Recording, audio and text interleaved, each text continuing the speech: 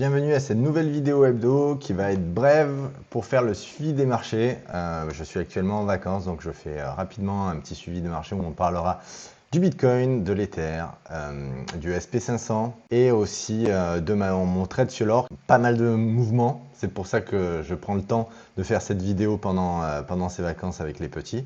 Car la semaine dernière, allons voir directement notre Bitcoin, la semaine dernière, on frôlait directement vers la correction qu'il y a eu. Donc là, si une bougie est égale à une semaine, on voit bien qu'on a eu une correction et qu'on a réintégré notre rectangle de latéralisation que j'avais dessiné il y a déjà plus d'un mois, où je pensais justement que ça serait une zone de turbulence et de prise de position. Or, il se trouve que c'est bien le cas et je vais passer en journalier pour avoir une vision plus claire sur le sujet. Donc, on avait bien eu, la semaine dernière, je disais qu'on pouvait casser par le bas et qu'on aurait eu une accélération. Je pensais qu'on irait toucher, donc la moyenne mobile descend autour des 97, 96, où j'ai placé mon ordre pour justement acheter. Je visais justement une mèche éclair et en fait la guerre donc Israël-Iran nous a donné en fait cette mèche, cette opportunité de se repositionner. Mon ordre limite n'est pas passé. Et nous voilà revenus justement en phase de latéralisation et cela suit exactement en fait le petit scénario que je privilégiais qui était en fait une latéralisation pendant la période estivale pour peut-être pendant celle-ci casser vers le haut et vers une accélération du Bitcoin. En l'occurrence, ce qui s'est joué est très bon puisqu'on a eu une bonne petite correction qui en a fait paniquer plus d'un puisque les altcoins ont vraiment eux dégusté, hormis l'Ether qu'on verra un peu plus tard. Et en l'occurrence, une fois qu'on est allé mécher autour des 97 800, on est reparti, on a fait un beau rebond et ce qui montre en fait la dynamique actuelle qui est une dynamique haussière, sauf qu'on est sur un ATH et on a besoin de travailler l'ATH donc pendant un petit moment pour après aller vers de nouveaux horizons. En tout cas, la macro est là, la paix arrive, le monde semble un peu se calmer, et tant mieux. Aussi, j'ai envie de dire, pour le Bitcoin, tout est ouvert. Attendons de voir, mais il me semble que tout est ouvert pour aller vers des plus hauts. Donc le scénario, tu l'auras compris que je privilégie, c'est, je l'avais dit, si on cassait au niveau des 106 avec une clôture au-dessus, chose qu'il y a eu en journalier, je me suis positionné donc sur le Bitcoin, j'ai pris une ligne. Qu'en est-il de l'Ether? Donc là, rien de plus à dire, il faut attendre donc maintenant une accélération, et c'est tout en fait envisageable d'avoir une accélération, de casser la TH dans les jours qui viennent, voire les semaines. Si jamais on revenait casser en dessous des 102, là je verrais ça comme un signe noir d'une potentielle retour de tendance. Donc je reste quand même vigilant, mais ce n'est pas le scénario que je privilégie, car les acheteurs, à mon sens, ont repris la main. En ce qui concerne maintenant l'Ether, l'Ether, lui, a été beaucoup plus agressif dans sa correction. Il est allé mécher clairement sur sa moyenne mobile descend. J'avais mis un ordre limite autour des 2160 je crois. Il a été pris. On le verra après dans le suivi du portefeuille. Rien à plus à dire si ce n'est que quand même, il faut à mon sens que l'Ether repasse au-dessus de la moyenne mobile en fait donc des bandes de Bollinger et qui clôture au-dessus pour repartir en accélération. En l'occurrence, c'est positif ce qu'il y a eu, mais là, je ne peux pas dire qu'on est sorti d'affaire sur l'Ether. Pourquoi? Parce qu'on bute clairement sur le niveau sur lequel la résistance qui était un support au préalable, qui avait retenu le prix. Donc, ça serait bien qu'on ait, et là on voit qu'on a eu un refus sur la dernière mèche d'hier du prix autour de la moyenne mobile, mais ça serait clairement un bon signe si on venait casser au-dessus et qu'on revienne toucher les 2700. Donc pour l'Ether, pour moi, on n'est pas sorti d'affaire. On pourrait aussi avoir un rebond du chat mort pour pouvoir après repartir vers le sud, qui n'est pas inenvisageable. Pour l'instant, en l'occurrence, c'est plutôt confort de mon côté car je me suis positionné autour des 2160, on le verra plus tard. Donc ça nous laisse quand même une marge de manœuvre sur le sujet. En l'occurrence, le scénario à privilégier pour moi, si le Bitcoin continue à aller vers son ATH et qu'il casse celui-ci, je pense que l'Ether devrait suivre. En tout cas, on va voir la corrélation Ether-Bitcoin pour voir ce que cela donne. Et clairement, ben, la corrélation Ether-Bitcoin et je suis mitigé, puisque là on voit qu'on a une cassure, on a rebondi sur la moyenne mobile des 100 et on consolide au-dessus. Donc on pourrait juste consolider, avoir une prochaine accélération vers le sud.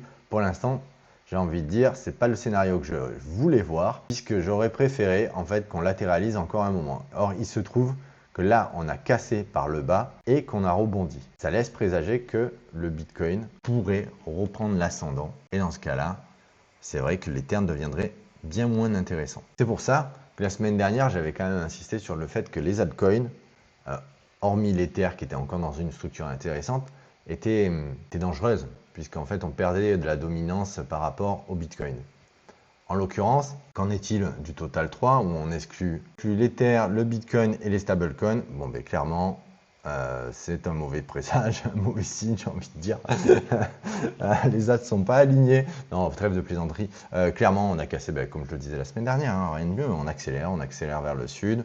Il faut attendre de toucher un support qui permettra au prix de latéraliser pour avoir un signe de top départ en fait de la saison, mais pour l'instant on en est loin à mon sens. Vraiment, on va vers le sud et on creuse l'écart. Le Bitcoin clairement est pour moi le challenger et c'est le gagnant. L'Ether actuellement décroche. Clair, le graphique Ether-BTC, c'est ce qu'il montre aussi. Il n'y a pas à mon sens, il n'y a pas d'intérêt à surpondérer sur les altcoins. Même full Bitcoin. Alors moi j'ai pu avec la mèche, le Bitcoin n'est pas passé mais l'Ether est passé donc c'est plus confortable. Mais j'envisage pas de me repositionner sur l'Ether avant qu'il y ait un vrai signe de retournement. Pour moi je vais privilégier le Bitcoin, je suis rentré sur une ligne maintenant. S'il casse son ATH, je remettrai une autre ligne. Mais pour l'instant rien de plus à dire, rien de plus à signaler. Allons voir ce qu'il en est du portefeuille. Parce que il y a aussi de la macro et cette macro a été plutôt bénéfique dans le sens du portefeuille. Donc comme tu peux le voir, l'Ethereum, la première ligne, dû à mon entrée autour des 2165, plus-value latente de 12%. Donc bien sûr, ça ne veut rien dire, mais en tout cas, j'ai quand même une marge de manœuvre plus agréable au cas où on aurait un retournement de tendance. Et donc en ce qui concerne le SP500, qu'en est-il? Le SP500, lui, profite d'un retour au calme, d'une paix potentielle en Israël et en Iran. Et on voit que la mèche est claire, hein. On a cassé directement notre résistance des 6000. On est en train de casser la résistance des 6100. J'ai envie de dire, la route est libre. Hein. La route est libre. Après, on est en découverte d'un nouveau prix et de plus haut. Donc à voir, tu le sais, il y a déjà 2-3 semaines de ça, le scénario que je privilégiais, parce que j'entendais beaucoup d'experts à la radio ou même sur YouTube dire que les marchés étaient surévalués, mais le marché fait ce qu'il veut. Et force est de constater que moi je privilégie une prise de cours des hedge funds qui ont vendu et qui ont eu du mal à se repositionner parce qu'ils attendaient une correction. La correction ne vient pas. Et là, on est content de faire son dessert. On est content de son DCA parce qu'on a pu monnayer notre prix d'achat et on casse un plus haut, ce qui est un bon signe d'une continuation de tendance du marché américain. Rien de plus à rajouter. Je veux dire, là, on est en train de casser. On va avoir une clôture ce soir du marché américain, à voir si on ne réintègre pas en dessous en fait dans cette résistance, mais en ce moment, on est en train de la casser et c'est bon signe pour une accélération. Je pense que la période estivale risque d'être une phase d'accélération car les hedge funds et les fonds d'investissement sont peut-être pris de court, clairement. Il semblerait que les particuliers aient pris la main en rachetant les buy the dip et que les institutionnels, eux, soient en train de courir après le train, car ils misaient plutôt sur un rebond. À voir. En tout cas, si ce scénario se confirme de rachat rapide, on devrait, à mon avis, avoir une accélération la semaine prochaine, les semaines qui suivent, dans le mois à venir, pour aller taper des plus hauts et peut-être aller chercher directement la bande supérieure des bandes de Bollinger. Ça serait envisageable. Là, je suis une bougie est égale à une semaine. Ça serait largement envisageable pour faire une accélération et pourquoi pas un petit classique retouche du support dans la foulée pour les laisser respirer le marché avant une plus grosse accélération. Bon, on verra ça en temps et en heure, mais cette semaine, on est en train de casser les plus hauts. C'est en cours. J'ai envie de dire, rien de plus. le portefeuille se porte bien grâce à ça. Maintenant, en ce qui concerne l'or, tu le sais, j'avais pris un petit trade spéculatif sur l'or, sur lequel je m'étais positionné parce que je m'étais dit, voilà, en ce moment, avec les guerres, ainsi de suite, je préférais avoir une position sur une valeur refuge comme l'or. Donc j'avais pris une petite position autour de 5% du portefeuille sur l'or pour un trade spéculatif. Qu'en est-il? Est-ce que j'ai coupé ma position? Parce que l'or, en ce moment, justement, corrige. Alors, je rappelle la configuration de mon trade de suivi de tendance. En l'occurrence, je m'étais repositionné lorsqu'on travaillait en fait donc cette résistance des 3350. On a cassé clairement la moyenne mobile des bandes de Bollinger. On a donc après confirmé cette cassure et là on est en train de travailler la bande basse des bandes de Bollinger. À mon sens, tant que il n'y a pas une cassure donc de cette nouvelle résistance autour des 3002, 3250, voilà, en dessous des bandes de Bollinger, si on n'a pas un écartement des Bollinger, pour moi, l'or, il peut clairement encore latéraliser, car c'est des mouvements qui sont beaucoup plus lents. On n'est pas sur des crypto-monnaies, on est sur quelque chose de beaucoup plus lent, qui prend le temps de maturer, et on pourrait clairement avoir des petites vagues comme ça, pendant un petit moment, le temps de repartir, suite à une nouvelle, une bonne ou mauvaise nouvelle, ou à la diminution des taux, enfin, quelle que soit suite à une bonne ou mauvaise nouvelle, repartir. Mais ce qu'il faut voir, c'est que clairement, l'or est toujours dans une tendance haussière. Voilà. Est-ce qu'on fait un double top et on se retourne?